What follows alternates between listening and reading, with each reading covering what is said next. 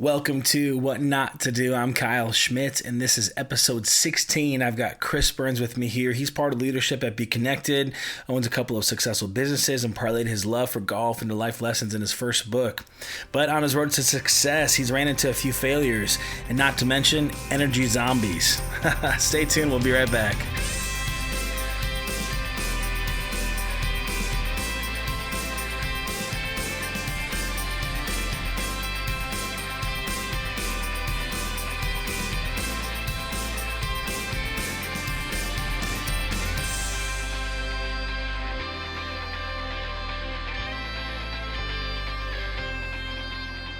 All right. So, Cop Rock off Ballard Avenue in Appleton. I'm with Chris Burns. Chris, man, you own a couple businesses. You've written a book. You're a marketing guy. You hail from the area. Yep. Welcome. Well, thanks for having me. Appreciate it. What are you drinking? I'm drinking a latte, vanilla latte. My go-to. Nice. I'm rocking the Breve latte, which is great. What's in a Breve? It's half and half. Oh. Yeah, so it just makes it a little bit creamier. You know, keeps the beer thick with all the extra fat. So. All right. And if you don't know Chris, Chris and I are both rocking pretty nice beers, which is great. So. Yeah, yours is better. Yeah. Well, no, yours looks mighty fine, if I do say so myself. But I'm happily married, so. Thanks. Yeah, same. Let's keep some boundaries here. Well, man, I'm sure there's a handful of folks out there who know you well, but I'm going to guess that there's a lot of folks that don't. So, Man, just tell me a little bit about yourself, who you are, what you love to do, and who's Chris? Cool. Well, I'm 38. I like long walks on the beach. No, kidding. In all seriousness, I am 38. I work for BConnected, local social media company during the day, but a lot of people know me as Chris, who owns the Social Station, which is a big party bike that operates downtown Appleton, also known as a pedal pub. Been doing that now for 3 years. And then last year, with some friends, started a telematics business, which is called Northern Fleet Solutions. So they're selling GPS and telematics devices to companies that own fleets of vehicles or trucks. What is telematics? Telematics would be basically a GPS tracking device, or also known as an e-log for those vehicles that are considered more semi-trucks. Yep. And telematics help companies keep their vehicles and their equipment safe or protected. So you can track your assets. For example, if you had a GPS device in your company vehicle, it would give you reports that let you know whether or not your employees are driving safe, if one of your vehicles or assets has left a service area, whether or not your staff is using seatbelts. So there's a safety factor. There's a lot of data. Yeah, and really it's about building efficiency and profitability for companies. It's not about spying on people, which is the first thing people think of when we talk about telematics. But what's interesting about that is, according to the state or government, reports are saying that telematics are going to be required by state or government within the next year or two. So it's a big industry already with big players like Sprint and Verizon, but it's going to be even bigger in the next few years. That's so interesting. That's awesome. So, well, continue on. Yeah. And then also published author, wrote my first book last year that is available as a paperback and an ebook on Amazon. What's it about? It's called King of the Mental Swing, How to Win at Golf and Life by Thinking Differently. Nice. And so, interesting, long story on that, but think of it as a recipe book for how to be successful at life. Yeah. So awesome. Much like golf, as in business, you talk to 100 different people, which you probably have already. They're each going to give you a different recipe as to how they became successful, what they did to get success and earn that. And that's really how life should be, is like a recipe book. And it depends on how hard you're going to work, how much time you have, how much risk you want to take, how much money you want to invest.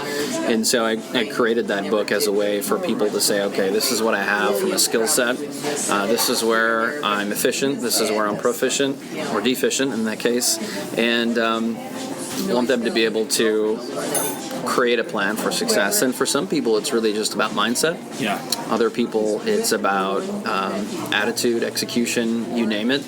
And I really started it as being a golf book, but then realized, I was going to read a book about golf. I wanted this to be transferable skills that you could apply to anything in life, from bowling to being a better father, husband, better employee, better friend.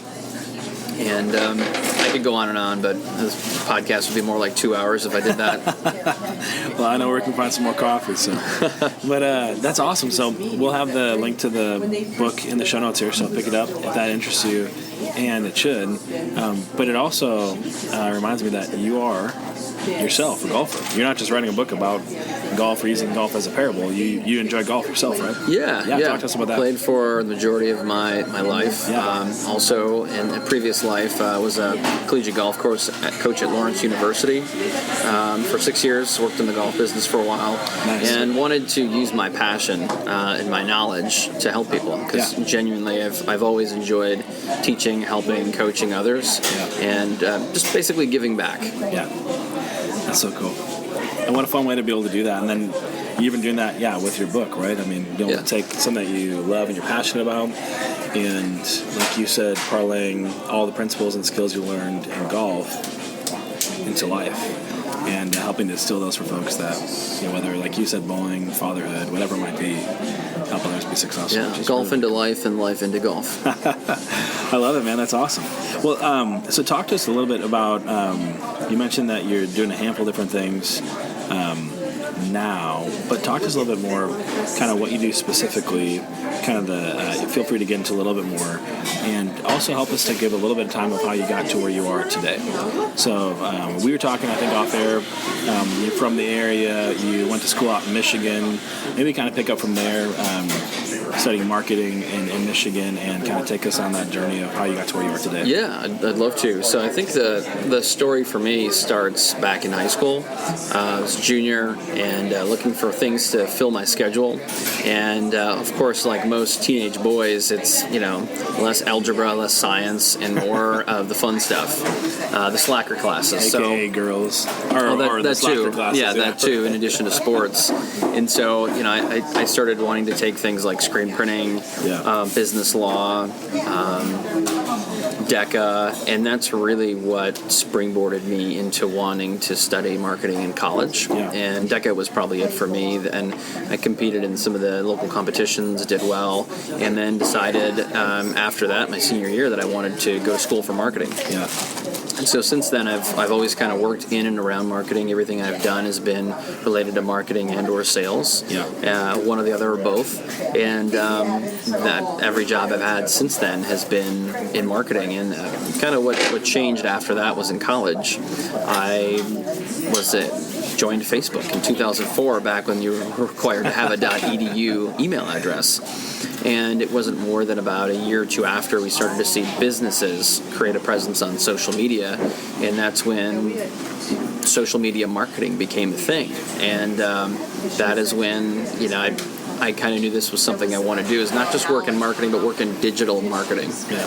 And to pause there, for some of our younger listeners, there was a point in time when Facebook did not exist. Yes. And when the majority of the world was not on Facebook or social media at all. Yeah. Very, very true. Yeah, continue on. From there, it wasn't long after that I knew I wanted to be an entrepreneur. I always kind of knew that I wanted to do something, and always had these grandiose plans that I'd be a millionaire by the time I'm 38, which I'm not, by the way. Let's change that. Yeah, of course, absolutely. Buy his book. Come on. But I've taken a stab at many businesses since then. Yeah. A few of them have crashed and burned up until the most recent, probably last decade, where I found success. Yeah. That's awesome. And so talk to us then about what you're doing now, what you found. What are you doing now that has been successful for you? Talk to us about a little bit of that. Yeah, so... A couple different businesses, a couple different things that you're doing right absolutely. now. Absolutely. So I started working at BConnected a little over 3 years ago, and that to me has been... Did you start BConnected, or was it already existing? I did not, okay. No. But that to me was a bit of a springboard working in the digital marketing, particularly social media space. And the business that I most recently started, my first successful business venture, was the Social Station, the party bike that I mentioned. Yeah. And I knew that going into that, I was going to be able to build success off the back of social media. People were going to find out, learn about the business, and they could see themselves doing it through digital marketing, particularly social.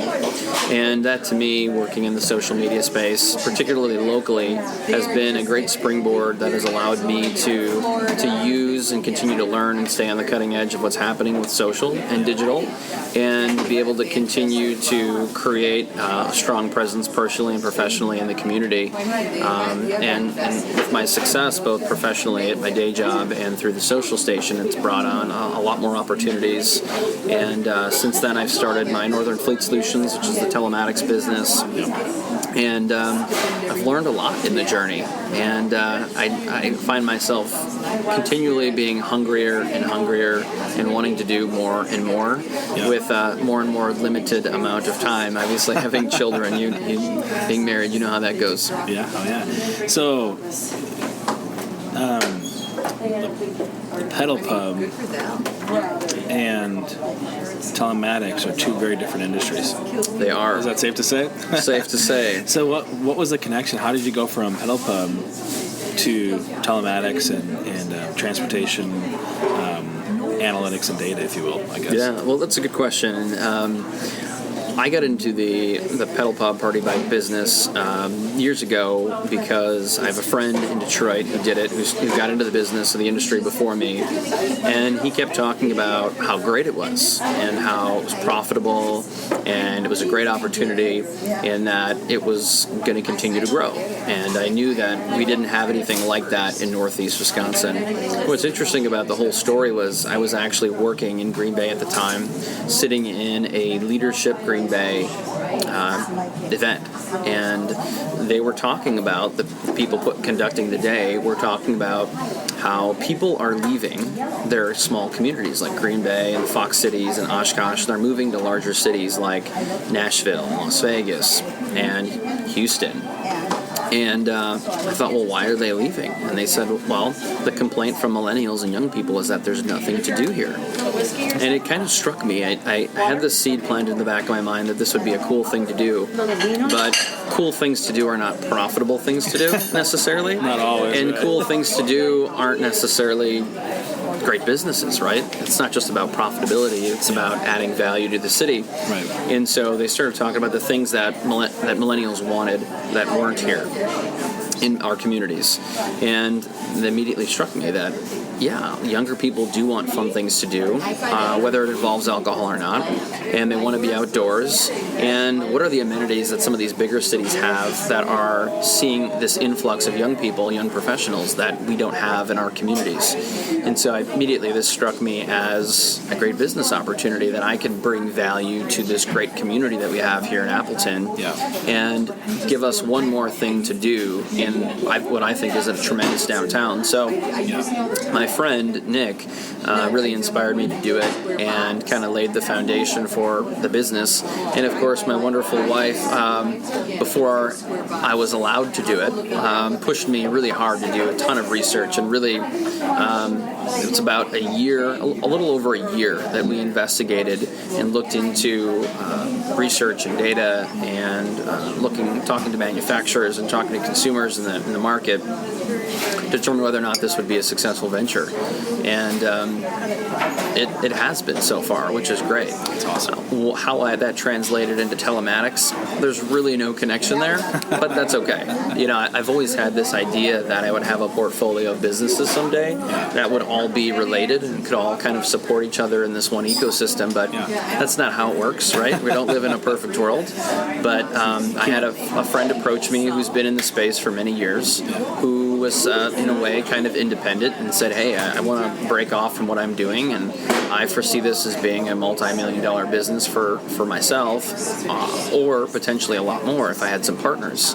And talked about it for probably 6 to 9 months, and finally he came to me and said, hey, I really want to do this. I'm serious about it. So again, a lot of months and time into investigation and conversations with my wife and other people determined that, there really is a ton of opportunity, and we can provide companies a lot of value. So it's not necessarily about how much money can I make. It is, can we really change businesses? Can we help them build efficiency and profitability?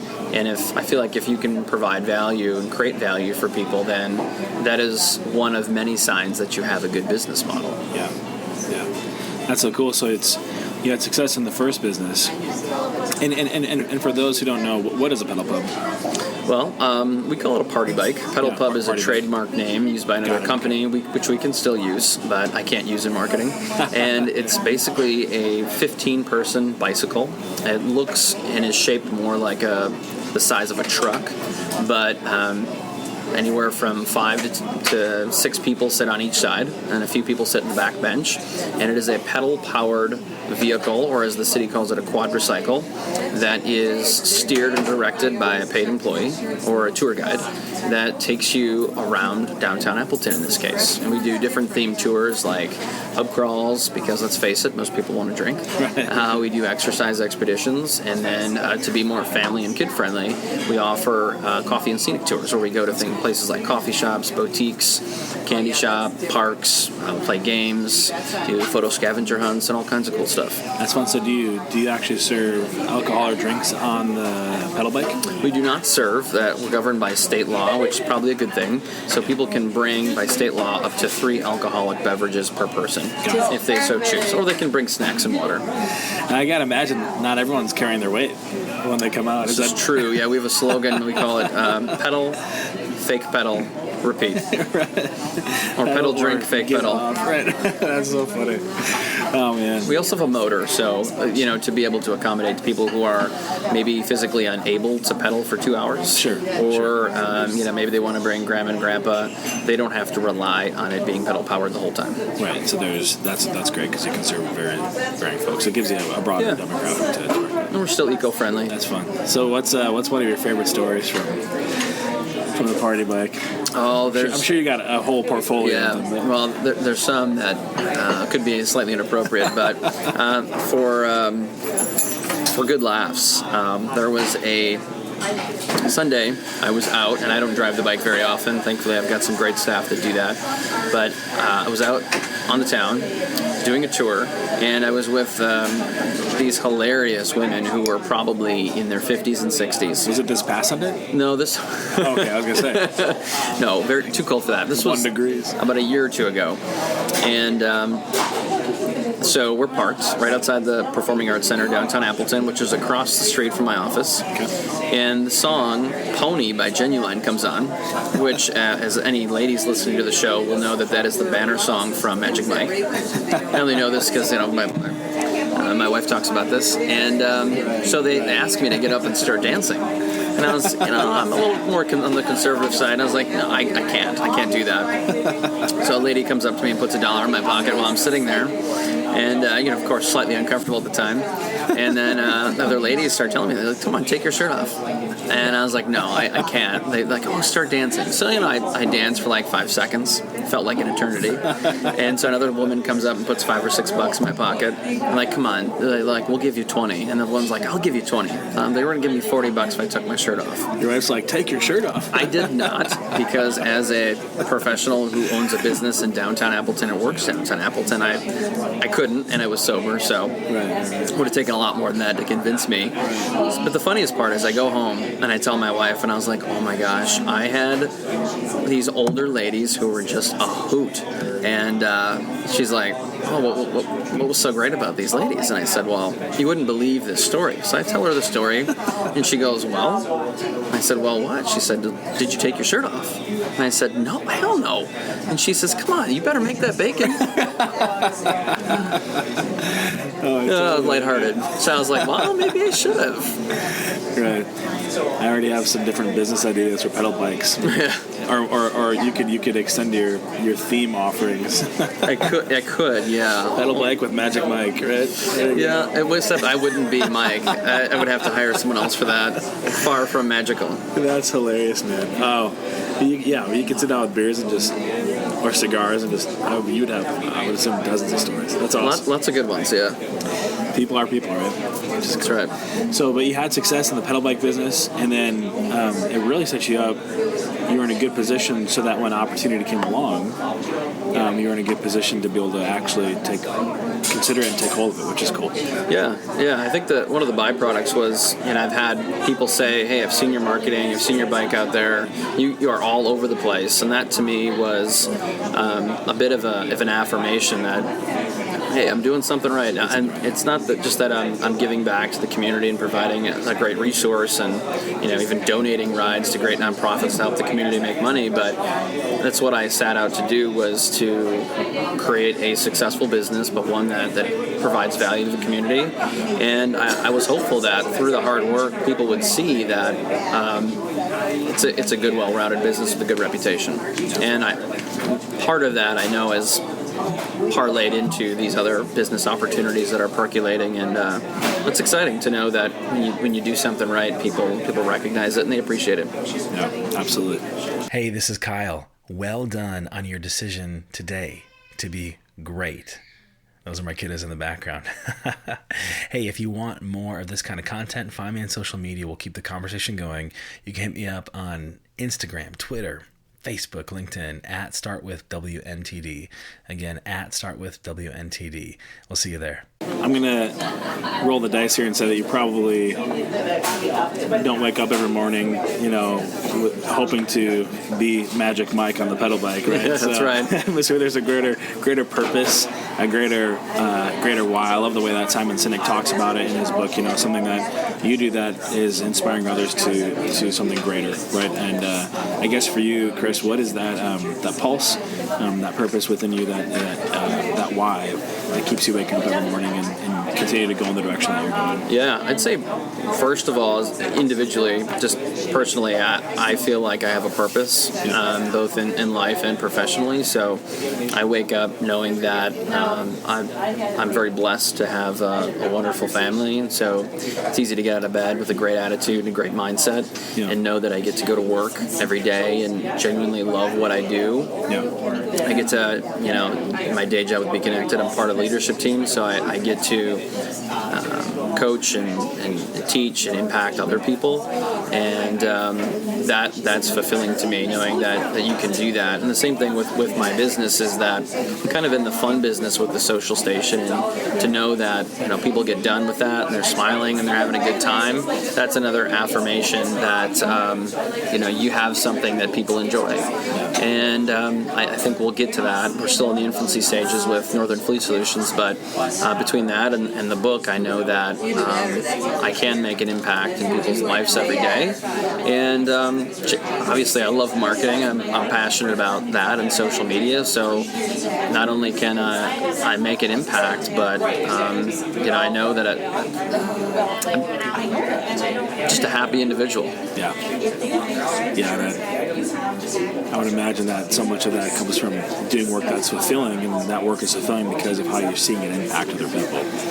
Is that kind of what I'm hearing? Yeah, absolutely. In fact, it's a lot about what I wrote my book on, was not just seeing the glass as half full or looking at the glass through a rosy-colored lens, but really, happiness is a choice, right? You can choose to be happy. You can choose to be optimistic. You can choose to work hard.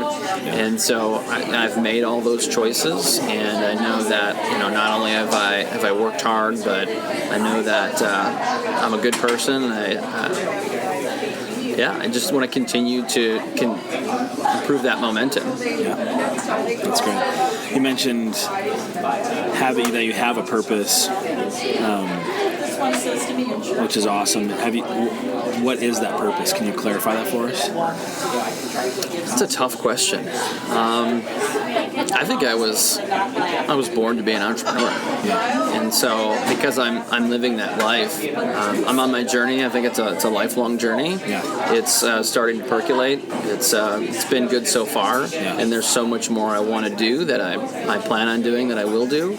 And it's, I would say, more than just a purpose. I see it as being a journey, and because I'm living that out, I feel great, and I'm able to make an impact. So that's why I feel like I have purpose. Yeah, so you're doing what you're good at, what you enjoy, and a way that you can make money doing it, right? And that's not an evil thing. We want to make money. I think we talked about it in a previous episode about how building wealth or success is a moral obligation, because it implies that we're taking our talents and skills and developing them to the best of our abilities, which is actually ends up being a huge blessing to our families and the world around us, which is a really, really good thing. Yeah. And there's another thing, too, that I always remind myself of. I had a friend of mine who's, I would say pseudo-mentor at times, and he was a hockey player. He grew up in the hockey world, and he always said to me, he's like, Chris, the game of hockey was good to me. Now it's my time to return the favor. He always used to say, if the game was good to you, it's your turn to be good to the game. Yeah. And I see that a lot with growing up here in the Fox Cities, and the way I translate that is, this community has brought me so much and given me so much, and because I'm at a point in life where I can return the favor, I can give back. I sit on some boards and some different committees through nonprofits in the area, and not only through my business and my general life every day, try to be able to give back as much as I can. Yeah. And that's another way of finding purpose, is adding value and helping and making the community we live in a better place. Yeah. You're taking the success that you've personally experienced and gained, and then using that to reproduce success in other aspects of life, in other people, in this community. It's a really cool thing. Yeah, it's awesome. Hey, thank you so much for listening. If you haven't already, and only if you think the show deserves it, would you go over to Apple Podcasts and give us an honest, thoughtful 5-star review? This will really help us in our mission to equip the world for success. Yeah, so for those of you who don't know, I record on my iPhone into GarageBand, and it works out well. I mean, we just have a fun setup here. It's a great mic, built-in compression. I love Apogee. I use it for other music recording and that kind of stuff, but I like this setup because it just, we're here. I call it Kyle style, and these are not usually things I say, on air, but it's a... Now you do. Yeah, now I do, right? So this is really the essence of things. It's, hey, let's get a cup of coffee, let's get a beer, let's have a cigar, and just talk, want to hear your story, and see how we can take that and share it with the world, and it's cool. So that's what we're going to do right now. Chris, you've had some great successes of building businesses. You're not content. You want to build more. You want to become more successful, which is awesome. I think everyone should have that drive to continually to be better every day. I love that. So as you're thinking through your life today at 38 years old, as you're looking back over your career, you wouldn't have had some of the successes that you've had if you did everything wrong, right? And then my suspicion is that you've done more right than you did wrong. So why don't you share... Debatable. Right. Why don't you share some of those things as you look back that you did right to really help you to get to where you are today? Yeah, I think I contribute some of the success to my wife. So when starting our social station business, she heard me talk about how I wanted to do this. And it was listening. And then she said, well, if you want to do this, why don't you look into it? Yeah. Which to me was a little bit of a green light. So, of course, I took the initiative and did some research over the course of a couple months. The typical entrepreneur, especially the young green entrepreneur, would say, how can I do this tomorrow? But my wife kind of framed it to where, well, do some research. And it wasn't just calling one company or calling two companies. It was calling manufacturers. It was calling those independent operators who are currently in business and have been. It was talking to consumers, talking to the city officials, meeting with the mayor, meeting with the police chief, creating a business plan, financial projections, and the list goes on and on. And collectively, I probably put in close to a year and a half of research and time and investigation, and it was worth it. I'm glad I did, because the mistakes I had made in the past were rushing into things. And so I think I've had a lot of ideas, as any entrepreneur can say, and it's not uncommon that you have an idea, and if you don't act on it 3 months later, you're like, wasn't that a great of an idea? I'm glad I didn't do that. So I think, not rushing into it was a blessing in disguise. And while, I'd love to go back and say I wish I would have started that a year earlier, I'm glad I spent the time to prepare myself for what I was stepping into, because even if you spend that much time and you think you're 100% prepared, you're always going to be thrown a couple curveballs, especially your first year in business. Yeah. And you want to be best prepared to handle those. And if you put in that amount of time, you should feel pretty well prepared to handle all of that. So I would say to any entrepreneur who, what did I do right? I think taking the time to plan and prepare for your first year of business. Yeah. Well, and it sounds like the first thing you did right was married right.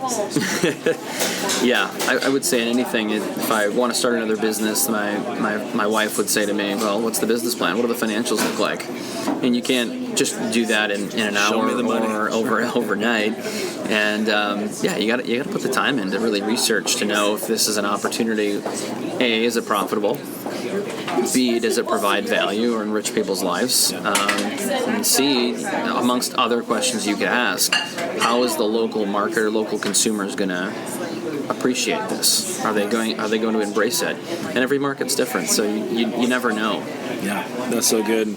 And so you had mentioned that you were born to be an entrepreneur. Is this something that when you first met your wife, you guys were dating, or even while you're engaged, are these conversations that you had, like, hey, like, I'd love to be able to start my own business someday? How did that happen? Yeah, well, she kind of knew because I told her about some of the stories I had from trying to start businesses with friends in the past and how those were unsuccessful. And so she knew what she was getting into when she married this entrepreneur. Yeah. And we've had this advice given, in previous conversations, but don't marry the wrong spouse. And it's good to marry a good spouse who's excited, right? Because had you, like, let's say your wife was like, "You're stupid, don't do that," Well, she thought it was stupid at first. Don't get me wrong. Sure, but at least she was supportive, and she also gave you really good wisdom, right? Which put you on a trajectory. It kept you from just wanting to make an irrational or impulsive move, and it helped to set you up for success. I think it's interesting because I think that really fits into saying, like, hey, when we're in business, even if our spouse isn't active in the business, directly, they're still part of the business, and they're still part of the success of the business. Marital law. Yeah. Well, yeah, there you go. Yeah. Right? But even how they're an advisor to us, all that kind of stuff, and if we have kids, they're helping. Even if it's a wife and she's hanging out at home and she's raising the kids, like, that's really important to you as you're out doing your thing, whatever the dynamics might be. So that's really cool. And then, obviously, we talked a little bit before about Dan Kennedy, marketing guy. I really appreciate him. And he kind of said it similar to how you said it, like, hey, if you try to just go find something that you're passionate about and you try to lead with passion over market and market demand, probably not going to go so well. Passion, purpose, and passion are important, but those come out a little bit later. So, like, figure out market demand. And then if it's there, then align that with your purpose and something that you can be passionate about, and that's a good thing. And it sounds like you took the time to be able to do that. Hey, I could really enjoy this. I could be passionate about this, but hey, let's make sure there's a market and a market demand for this before you launch it. Is there a need? Is there a want? My wife had when we met, one thing that I did, which was, well, many things. You could argue, but she had a background in corporate HR, which is something I think any business needs, particularly a startup or a small business. Having experience with human resources is critical, because if you have employees, there's nothing more important than your employees. You could argue your customers, but it starts with good people and a good culture first. Because if you have that, you'll have happy customers. Yeah, that's good. That's awesome.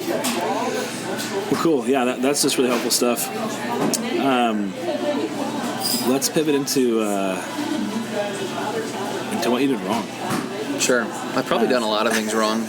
As you're looking over the course of your career, kind of same thing. What are 1, 2, 3 things that just kind of float to the top and say, man, if I could keep someone else from making this mistake, I gladly would? Yeah. So I could give you a couple examples. And I had 2 businesses for sure that I had started, or one I attempted to start that failed. And so the first one was really my first venture. A couple friends and I said, hey, we should start this newspaper. We could create this newspaper, local newspaper, that'd be focused on local sports, and we thought we had an itch. And so we talked about it multiple times, exchanged emails, had meetings, went and started it, created the LLC upon their agreement, and we had a website, and we're starting to create some content. And finally it got to the point, we didn't get very far, but I said, hey, we got to file taxes, and we got to declare zero here, but next year is going to be a great year. And they said, what? This is a real business? And when they found out that there was real responsibility that came with it, that things that weren't very attractive or sexy, they're like, second thought, we don't want to do this. We didn't think you were actually going to go and start this LLC. And I was like, even though you guys said that you wanted me to do it, they're like, yeah, we realize we really don't want to do that work. We don't want to be in sales. We don't want to file taxes. We don't want to do payroll. And so that was one of those things where we were all excited about an idea, and I just went out and did it. And there really was no business plan, formal business plan. There was no financial projections. It's like, we have an idea. We all say we want to do it, and then things change, and that's okay, right? I mean, the water under the bridge. And then a couple of years later, I was like, I'm going to start this T-shirt business, online T-shirts, and I came up with a bunch of artwork and a lot of things that are funny and borderline inappropriate. And I actually sold some T-shirts. I made a couple $1,000s. Wow. But in the grand spectrum of things, I probably lost a little bit of money. I gave up on it because I said to myself, can I scale this? Can I make $100,000? And maybe long term, but I didn't see a path for me to be doing this long term or to make more money or make an impact. I didn't see there being an opportunity to enrich people's lives. Yeah. And so I said, this is a tough business. There's a lot of competition. It's cutthroat. I can't really be any different than anybody else. And so if I'm going to be white noise, how do you differentiate yourself? How do you stand out? Say that you have a real reputable business that does something. And so I gave up on that, and more from the fact that I just knew I didn't have something that was a real winner. And so I, from there, started writing my book. But I'd say that the big lesson from all those is, A, you can't rush into things. If I compare that to where I am now and spending a year plus doing research and preparation to start a business, there's a stark contrast from the entrepreneur I was then, or wanted to be. I was an entrepreneur then, to the entrepreneur I am now. The second thing is, creating a really thorough business plan and financial projections. You have to know that if you think it's a good idea, that's great. But do other people think this is a good idea? And to go along with that, is there a need and want? Do people actually want your product? And do they need it? Because if there's a need and a want, you might be onto something there. All right, I want to know, who's next? Who do you want to hear on what not to do? Which entrepreneur, which leader, which public figure in your network do you want to hear on the show? Maybe it's you. Maybe you need to be here. So let's connect me with whomever, and we'll sit down for coffee, a beer, or even a cigar, and together equip the world for success. So what I would tell any young entrepreneur is, you have an idea, right? And you want to do it tomorrow, or yesterday, like we all do. Typical entrepreneur feeling. Sit on it for a month. Sit on it for 3 months. And if you still think it's a good idea, then do it. But chances are, and I say there's greater than 50% chance, you're going to think back and be like, I'm glad I didn't do that. And if it's really that good, you're going to continue to work on that business plan over the next 3 months, and at that point you'll say, I think I'm ready to do this. Yeah, that's good. And there comes a point in time where you have to say, you have to do it, right? You have to jump off, you have to take the dive. What you're saying is, don't rush into it, meaning don't count the cost, don't be blindfold, actually know what you're diving into. Right? Yeah. And that's good. And it goes back to your story as far as that kind of due diligence, your wife advising you to research into it. And you took, with the pedal bike, you took almost a year and a half? Yeah. And with Northern Fleet, you took... it was about 9 months in total from the first conversation to the formation of the LLC. Yeah, right. So not that those are hard and fast timelines that you're saying everyone should take, but it's an example of taking the necessary steps. You met with, for the social station, you met with, you said the mayor, police chief, fire chief. You met with a lot of folks. Alderman. Right. Which is huge. And,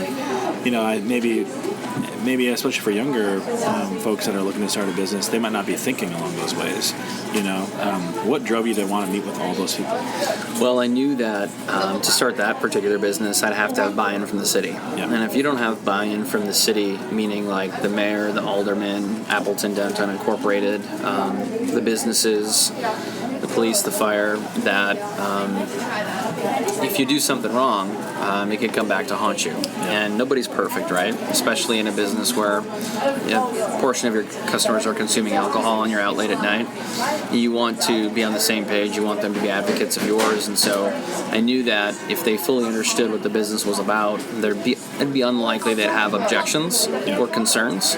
And so I also knew that if I got them all on the same page, understanding what the business is about, that it's not just all about alcohol and partying and being out late at night, that they would approve it. And not only approve it, but being a parent and a husband, I also wanted to know that, if I'm at home on a Friday or Saturday night with my family, that I'm not going to get a call at midnight with there, being issues. And so I want them to know that, we're going to run a tight ship, we're going to do it the right way.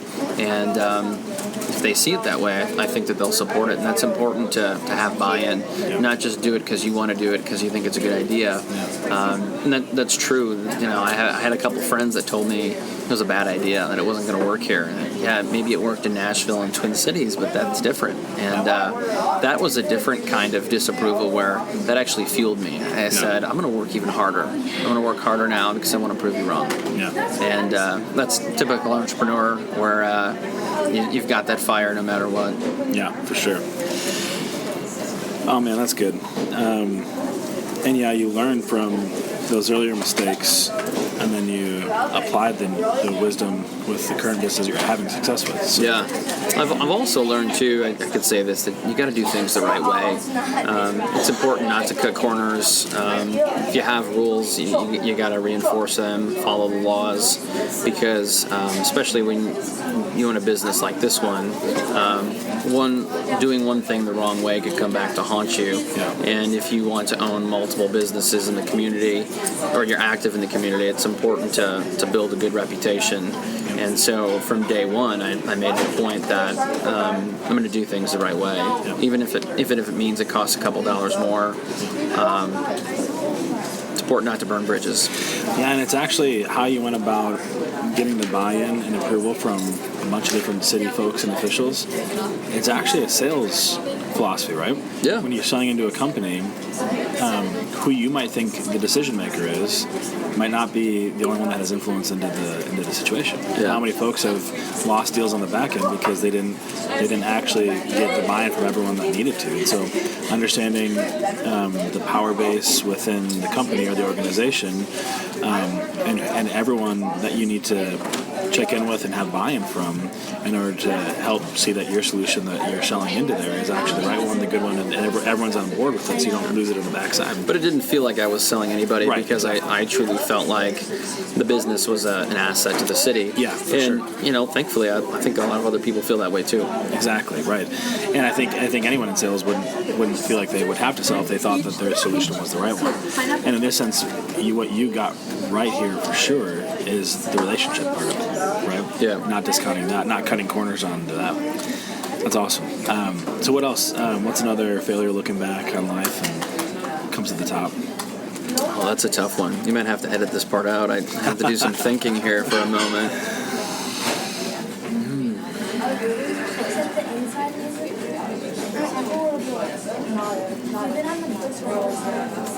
I don't know, honestly.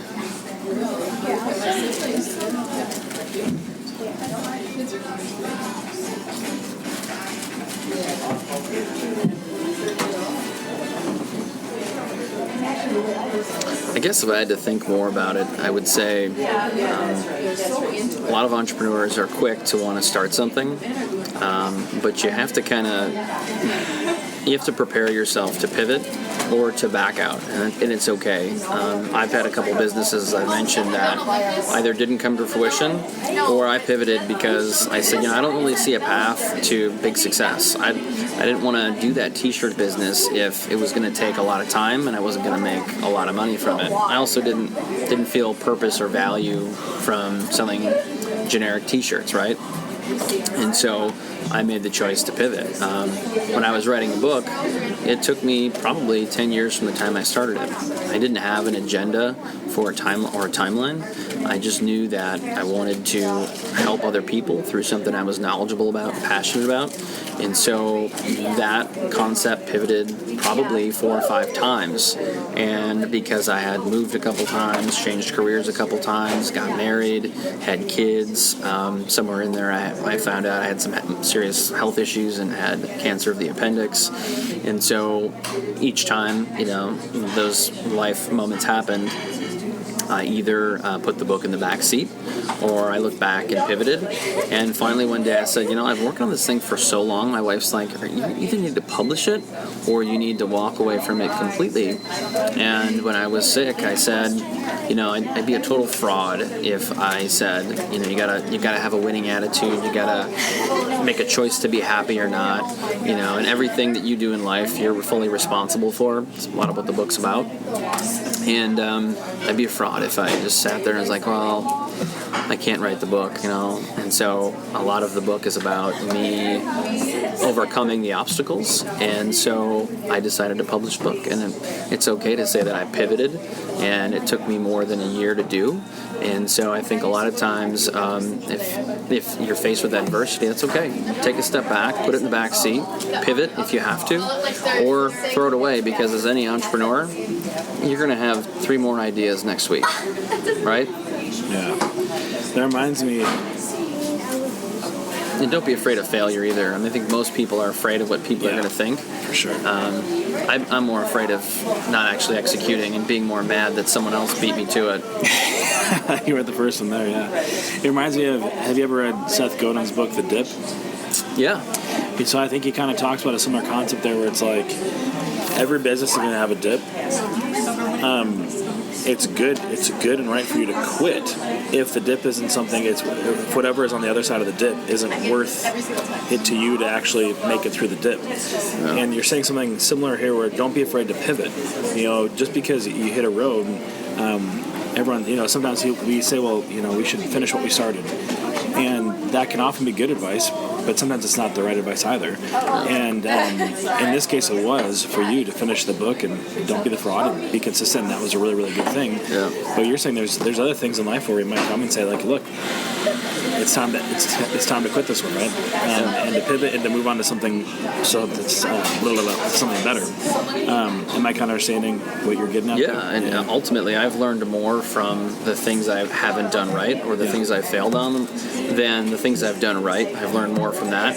But I actually took something away from the dip, the book, that I've actually kind of created my own that's in my book. And I talk a little bit about, the road of life, the path that you're on, your journey. Everybody's journey and path is a little bit different. But you're going to hit some potholes, right? Just like right now, it's cold, it's winter, there's a lot of potholes out there. Some of them feel like, the car's going to break, right? But you can't get out of the car and check every single time you hit a pothole, right? You have to keep going. And even sometimes you're going to hit some big potholes. You can swerve, right? You can react to that. But the big thing is you got to keep going, especially when you're going from point A to point B. You don't have time to get out and look. And, cars are built to withstand that wear and tear. And so ultimately, it's not important. It's in the past. You can't drive looking in the rearview mirror. And you can't go through life looking in the rearview mirror either. And so when you get those potholes, you just keep going. Because we've all hit many, and some people we've hit multiple in a day. But you know what? Tomorrow's a new day. Yeah, that's right. And good news is the sun is shining. And it will tomorrow, hopefully. Well, maybe not in Wisconsin, but yeah. Well, it is one of my main goals to give you more in use value than what I take from you in cash value. And so, man, I love that this podcast is for free. And I really hope that you are finding just incredible value. Who knows, maybe in one of these episodes, you'll take an idea that will be worth $1 million to you. And that's so awesome. If you believe in this and what we're doing here and you'd like to give, you can go to patreon.com/whatnotttodo and you can give according to your heart's desire. But seriously, every little bit helps in our mission to equip the world for success. Thank you so much. All right, man, so what do you think? How would you counsel younger Chris, or looking back over your career, how would you, if you could be given the chance, what would you do differently? And assuming that we're going to take that and parlay it into helping others avoid those same mistakes?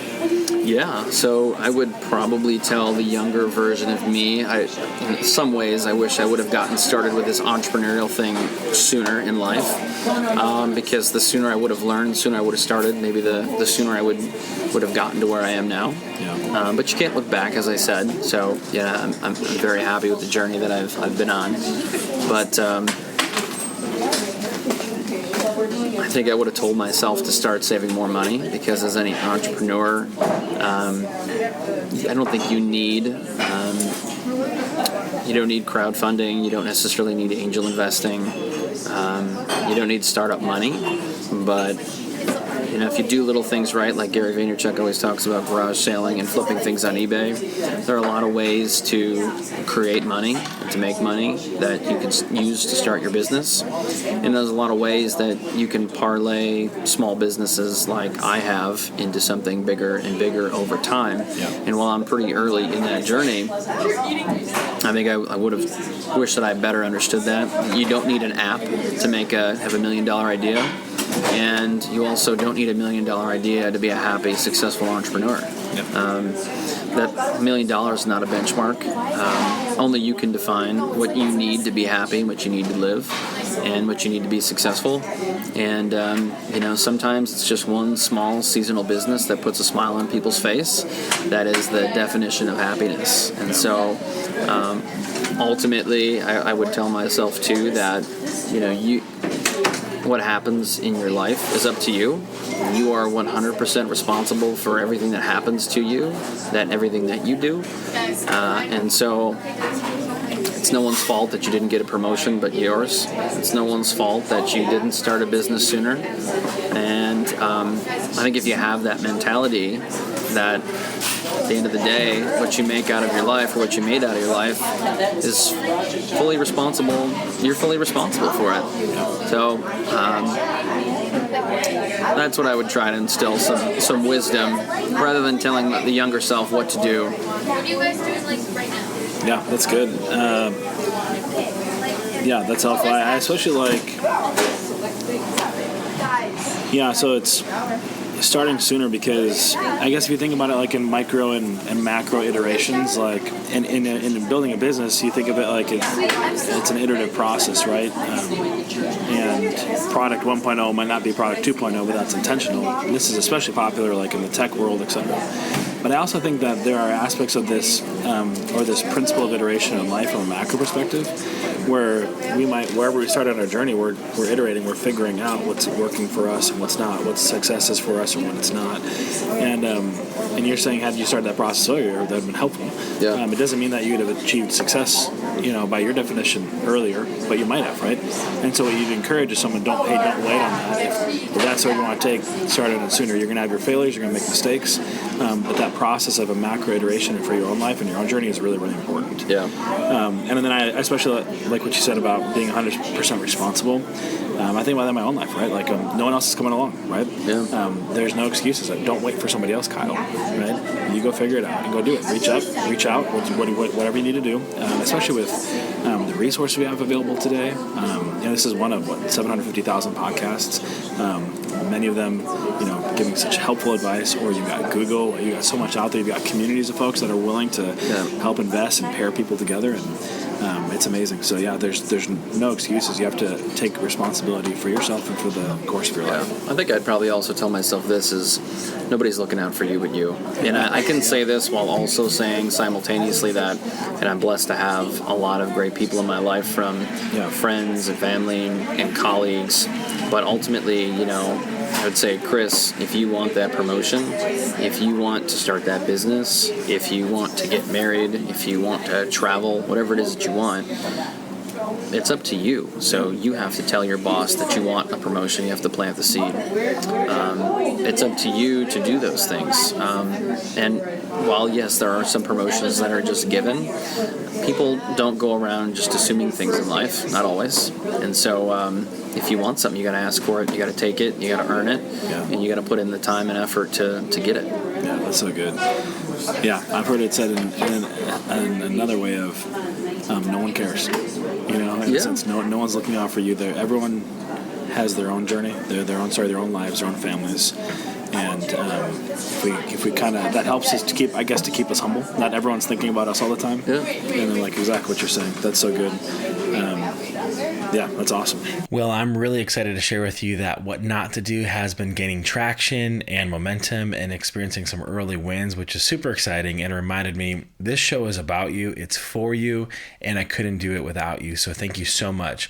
If you're part of a company, if you own a company, and you think your message would be really, really relevant and valuable to the folks that are part of this community, entrepreneurs, leaders, public figures, and those aspiring as such, reach out to me. My contact info is in the show notes, and we can sit down and consider what it would look like to partner together in equipping the world for success. All right, man. So we're all shaped in life, and I like to say inescapably so. Right? Sometimes we're aware of what's shaping us, sometimes we're not. Right? Yeah. Obviously, people are a huge part of that. So I'm curious in your life, who has been someone, probably many people, but someone that comes to mind, that you would say that you wouldn't be where you are today without them. Who is that someone that has had that kind of impact on your life? Well, it's interesting. I don't know that I've ever really had a mentor, I've been kind of given one in a few stages of my life that I don't think really were mentors or wanted to be. So unfortunately, I can't say that I ever really had one. But really, the person who's instilled the most wisdom in my life, who's in some cases brought me down back to earth a few times, is my wife, for sure. And given me some really good clarity on things that kind of challenges me directly, and asks thought-provoking questions and get me to think about, if I want to start a business, is this really something I want to do? Do I really have time to do this? And kind of brings the most important things in life is, how does that impact our family? Yeah. Which are questions when you're a 21-year-old entrepreneur you don't think about, right? So, that's kind of where I am with mentors, but where I've gained a lot of advice are through people like Marcus Lemonis and Simon Sinek and guys and gals from Shark Tank. Marcus Lemonis is one of my favorites, from a guy who does things the right way. I mentioned that earlier on in the show.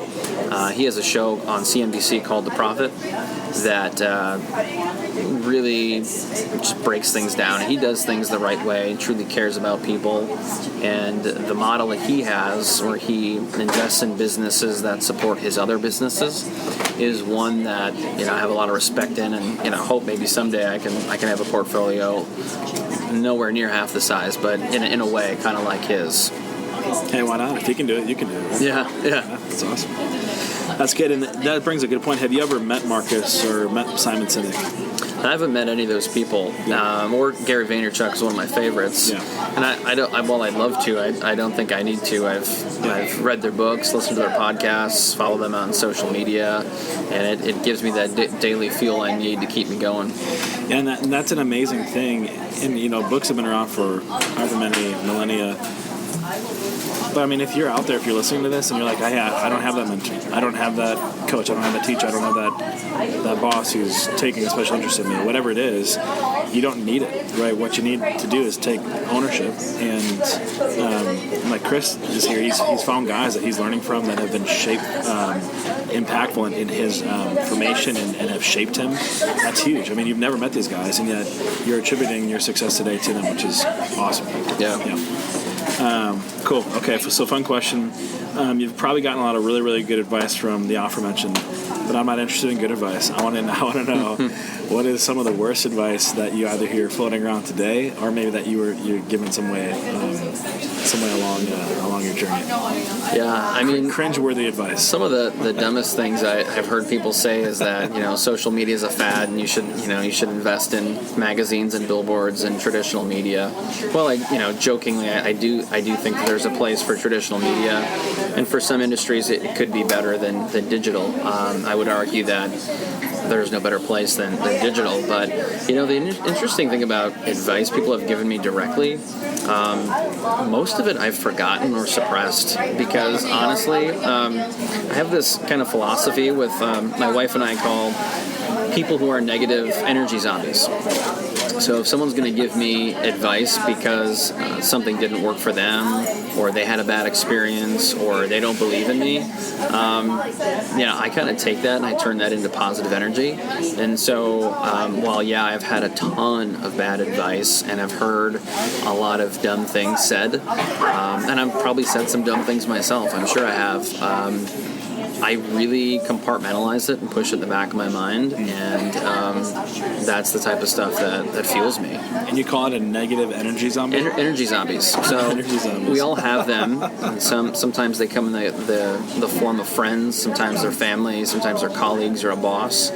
But if you have people who either don't believe in you, don't trust you, are just negative, talk down about other people, I try to surround myself with other people who are go-getters, who have energy or positive, who are optimistic, because that's who I am, and that's what I feed off of. And so when I get around people like that, it's one thing to challenge somebody, but if they're going to constantly give bad advice and have negativity, we classify them as energy zombies, and nobody has any time for that. It kind of just like sucks all the energy out of you and brings you down. And so, there's no energy zombies in my life. That is such a good picture, man.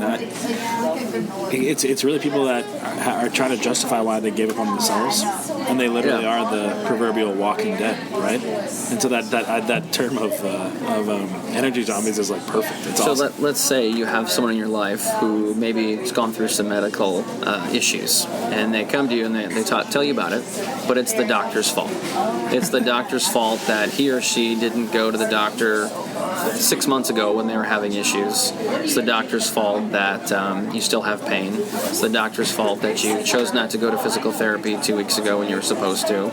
And it's the doctor's fault for everything else. When, like I said before, you are 100% in control of your life. You're 100% responsible for your current state of health in 99% of the cases. And sometimes we're just dealt a bad card, obviously. And I've been dealt some myself. Sure. You don't know you have cancer until the doctor tells you and takes it out of your body in some cases, like me. But I think ultimately energy zombies, eliminate them from your life. But you hear that and you're like, it's not the doctor's fault. It's not your boss's fault. It's not your neighbor's fault. It's your fault in most cases. And so do something about it. And you can choose, if it's a family member or a colleague, to keep those people at arm's length. Yeah, that's so good. Beware the energy zombies. That's right. They're lurking. They're coming. Oh, man. Sounds like, Oh. And I've had plenty, so I'm really good at combating them, keeping them away. Right. They're behind you right now. All right, man. It's rush hour in every major city in the world. Billions of people listening to this episode with Chris Burns on what not to do, right? Gleaning amazing life wisdom. And they're naturally in a traffic jam, and they look out their window and they see a billboard, and wouldn't you know it, it's Chris Burns' billboard. What message do they see? What message do they see? I don't know. I feel like I've probably given you a couple of my pieces of wisdom. It's your fault. Yeah. No, I mean, I like to try to phrase things in more of a positive way. Yeah. But I like to think positively, like just do it. I know that's a Nike thing, or you can do it. The question I always ask people is, why not? Why aren't you doing this? What's holding you back? And that'd be the question I'd want to ask people on a bit, like, what's holding you back? You want to start a business? And then it's like, well, I don't have time. Well, and I'm going to say, well, I'll tell them what I do, which is I go home at night after my kids are in bed. I've got my laptop on my lap probably 2 or 3 nights a week, and I'm hammering away for 2 hours before I go to bed. It's like, well, instead of binge watching something on Netflix, I'm doing that while I'm watching the Bucks game. And so, what's holding you back? Why not? I don't have time. Yes, you do. I'm tired. Okay, well then go to bed earlier. Have a better diet. Don't drink soda. What can I tell you? So that's what why not? And usually you're met with some lame excuses, right? Yeah. From energy zombies, probably. From energy zombies, which you might be an energy zombie yourself. You could be, but you can change that. That's the good news. It's not hard. That's good, man. That's a good question to ask ourselves, right? At the end of the day, why not? I've heard it said something like the pain of rejection is better than the pain of regret. Meaning you'd rather try and fail than have never tried at all. And I think it seems like a lot of people, or at least as the story goes, near the end of their lives just say, hey, I wish I would have done this. I wish I would have tried this. And what you're saying and what you're wanting to inspire in people is, yeah, why not? What is that thing that you're wanting to do? Why shouldn't you be doing it? Why not? Yeah. And if you told me why not, and you had a valid reason, you said, well, I did some research and I found out that this takes, $500,000 and I don't have that. And I also am not sure that it's going to be sustainable. And I'd say, okay, great, you did the research. That's why not. Yeah. You have a good reason for it. Let's move on to the next thing then. Why not something else? Exactly. That's awesome. All right, man, bonus round. Books that you would highly recommend to folks. So they could be top 3 books or just 3 books that you're reading and 3 books that our listeners need to have on their bookshelf. That is a great question. I've read a lot of books. I'll give you a couple that I like. I think anything from Gary Vaynerchuk is really good. And he's got, I think, 4 or 5. So instead of giving you a title, I would say he's got one called The Thank You Economy, Crushing It. Those are a few that I really enjoyed. I kind of compartmentalize them. I kind of put them all into one category. Yeah. I read one called Rework, which is really more about reverse engineering. Rework. Is that Gary Vee? No, that one, I'm not sure who wrote that offhand, but I really enjoyed that. Cool. Okay. Some of the best books I've read more recently was a book by David Goggins called Can't Hurt Me. And the story and some of the adversity that he went through life is absolutely amazing.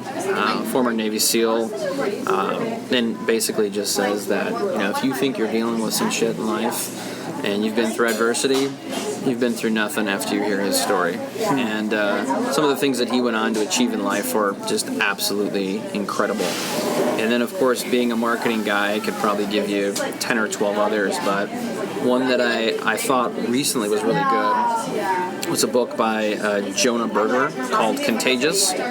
And the tagline for that is, will it catch on?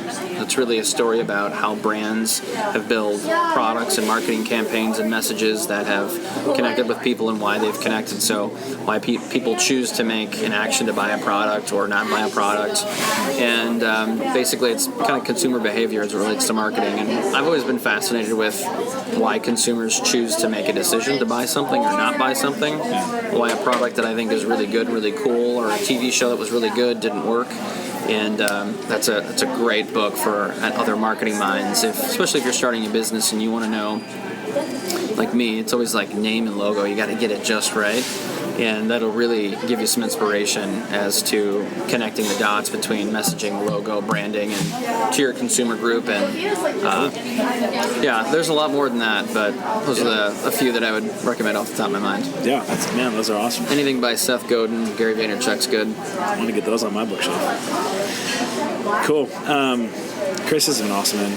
Yeah, such a good time, such a good conversation. It's been huge for me. I hope our listeners have been really, really helped by this. If they they want to reach out to you and connect with you, either personally, learn from you, do business with you, where can they find you?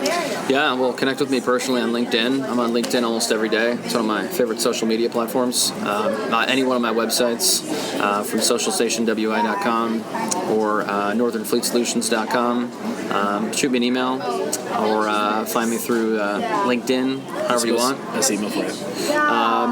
info@socialstationwi.com. Or any one of my websites, you can find my contact information. I love having conversations like this, but I always kind of cringe when it's all about me. So next time we get together, I get to interview you, even if it's not with a microphone. Hey, let's do it, man. That'd be awesome. Well, we'll have that in the show notes, so if you guys want to connect with Chris, do it. We'll have books, and we'll have Chris's book as well in the show notes too, so you can pick up yourself a copy and learn about what golf can teach you about life. Awesome, Chris. This has been great. Thank you so much. Thanks, Kyle. Yeah. Appreciate it. Great conversation with Chris. He's doing some really cool stuff in the area and connected with a lot of different folks doing cool stuff in the area. So if you guys want to get in touch with Chris, check out the show notes, reach out to him, connect with him on social media, do business with him, buy him a cup of coffee. It'll be awesome. Good guy to get to know. But let's recap what he told us not to do. First, don't rush into things. Don't rush into things. You heard this early in his story where he had learned from his failures, and a huge part of that learning process was having a good spouse, right? His wife was there to help give some good wisdom. So marry up, marry right? But don't rush into things. Do the due diligence, have the business plan, the financial projections, the demand, the counsel around you to help you make good decisions, and check your blind spots, right? Huge. So don't just rush into things. An idea is not a plan, not the same thing. Secondly, don't cut corners, right? So for instance, just because your mom thinks it's going to be a massive success doesn't mean you actually have market demand, right? Your mom is not the market. That should seem pretty basic, but I don't know. You hear crazier things, right? Just talk to Justin Seidel. It's going to make tons of money, right? Don't cut corners, right? Be thorough in your research. Measure twice, cut once. Get the help that you need. Get the expertise where it's needed, etc. Be really thorough about it. And last but not least, don't be afraid to pivot. Don't be afraid to pivot. Seth Godin, great book called The Dip. Every business is going to have low points, valleys, and align yourself with a business or opportunities or ventures that it will be worth it to you to push through that dip, right? If you find yourself in a business or venture where it's not worth it to you to push through the dip, you know what's on the other side of that dip, you could care less about. Quit, right? Be free and quit. You heard it here. Quit, right? It's okay to quit. Just quit the right thing and go get into something that'll be worth it to you to stick it through all the hardships, the dips, the valleys, etc. Well, thank you so much for listening.